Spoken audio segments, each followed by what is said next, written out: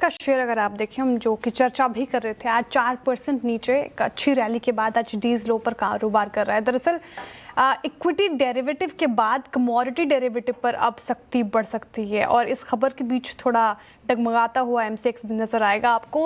Retail निवेशकों के लिए हितों की रक्षा के लिए सेबी ने जो ब्रोकर से कमोडिटी डेरिवेटिव के आंकड़े मांगे हैं और क्या इस पर और डिटेल है, ये खबर समझते हैं यतिन जी से।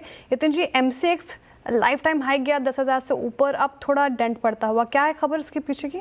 जी देखिए, जैसे इक्विटी मार्केट्स में सेबी कंसर्न थी कि जो वीकली ऑप्शंस हैं, जो डेरिवेटिव ट्रेडिंग है, उससे रिटेल को बहुत ज़्यादा नुकसान हो रहा है। उसी नुकसान की तर्ज पे कमोडिटीज़ में क्या हो रहा है उसकी डेटा शीट जो है सेबी ने मंगाई है और ये मिंट की तरफ से जो खबर आ रही है, उनके सोर्स बेस्ड खबर है, इसकी हमने पुष्टि नहीं की है।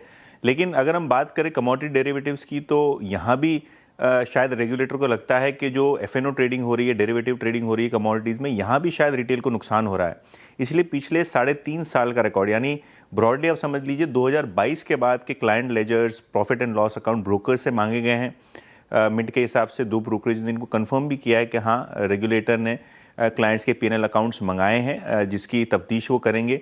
अब रेगुलेटर इसका क्या करना चाहता है कहना मुश्किल है, लेकिन बाजार शायद ये मान के चल रहा है कि जिस तरीके से डेरिवेटिव स्पेकुलेशन पे रेगुलेटरी कंसर्न है, क्या बीएसई और एनएसई के तर्ज पे यहाँ भी कोई एक्शन आएगा क्या? अगर आएगा तो किस रूप में आएगा?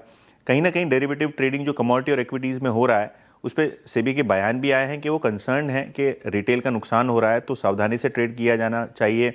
सेबी ने बहुत सारे बैरियर्स इक्विटी मार्केट्स में लगाए हैं, जिसके कारण ट्रेडिंग के वॉल्यूम में थोड़ी गिरावट आई रिटेल के साइड से।